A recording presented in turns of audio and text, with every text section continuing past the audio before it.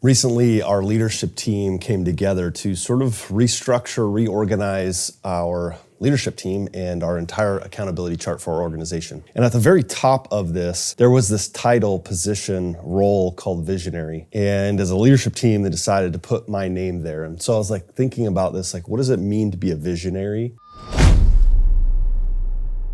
Today, I'm going to share with you what I think a visionary is and what the pros and cons of being a visionary are. So first, to start out, a visionary is typically, and a pro to being a visionary is, they can see things that aren't yet quite in existence in a business. They can see things that are coming. They can see obstacles and or solutions often way ahead of the problem showing up. And so that can be a pro in a business. That can be something that's very positive to the development and the structure of a company. The downside to that is they see things that are often out there that not everyone else can see. And it can be frustrating to try to transfer that vision of what's going on, what may happen. A visionary can see a blueprint, right? They can look at a blueprint laid out, see the rooms, how it's laid out and what it's going to look like, where a lot of other people need to see the model home. And there's nothing wrong or right about either one. It's just knowing how each is seeing it. And most people are model home people. In fact, that's why builders build model homes, because people need to see it, touch it, feel it, walk through it, experience it, for them to truly understand what that's going to look like.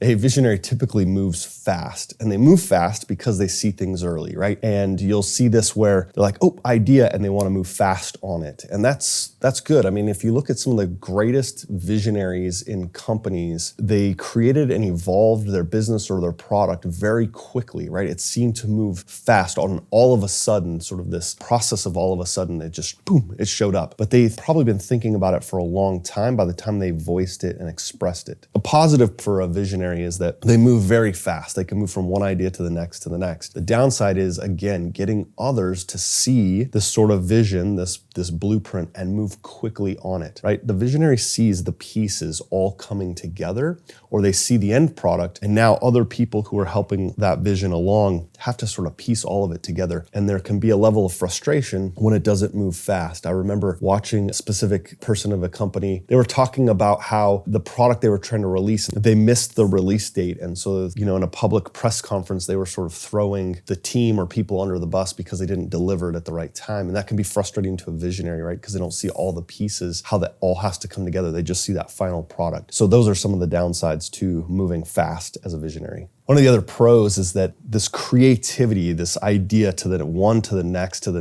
is this creativity piece helps a visionary feels close to being a creator. And for me, we just recently released something where it's a playlist, right? It's audio versions of everything that we developed. And in working with the team and having this vision of it and what I want it to look like, it's energetic, it's excited. Again, going back to the builder's model, when they see this model home and they're excited about something, they want to develop it and they want to create it. And I think for most of us, we're visionaries in some aspect of our life. It's not like you're a visionary or you're not. I think you are in many aspects of your life. And so as you're listening to this, think about where that is for you. Right? Like where do I sort of have a vision for myself, and how does that look? And when I'm doing something in that space, do I get energy and am I, built up by that? That's what a visionary in business is like. They see these things, they get excited, they get energy as they move towards it, right? They're feeling creative. The downside is that often they have so many ideas because of that energy and that creativeness that, again, those ideas can be distracting. They're always looking from one idea to the next. And often you'll hear it said that they start a lot of things, but rarely finish.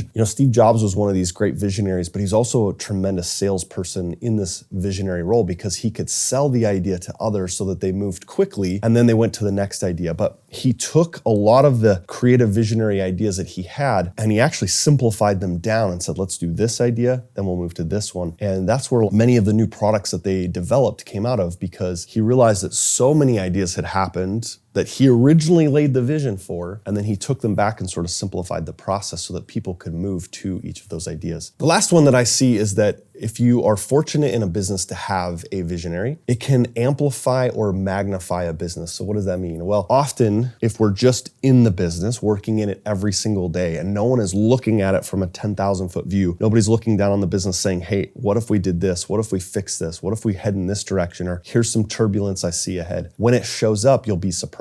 Where if you're fortunate to have a visionary in a business that can see those things and adapt and pivot to those things, then that can help magnify and amplify a business. The downside is that if you don't, or even if you do, and that visionary is working in the business and not on the business, then they're not looking ahead. They're not looking at what obstacles could come. They're not removing those obstacles, and they're not creating a path for success. You know, it's been said, and there's hundreds of examples of businesses that either did not have a visionary leading it and or had a visionary that wasn't focused on working on the business. And those models, those businesses are no longer around because they did not pivot and change and make the necessary adjustments or remove the obstacles that it would take to be successful. Now, you may not even know of those businesses. Maybe you heard of them and maybe you haven't, but they're no longer around. So, are you the visionary of your business? If so, look at the pros and the cons of being a visionary. This is a way for you to grow and expand your business, and how those creative moments, those things that give you energy, feed your business and allow you to grow. Hopefully this was helpful. If you liked it, make sure you click on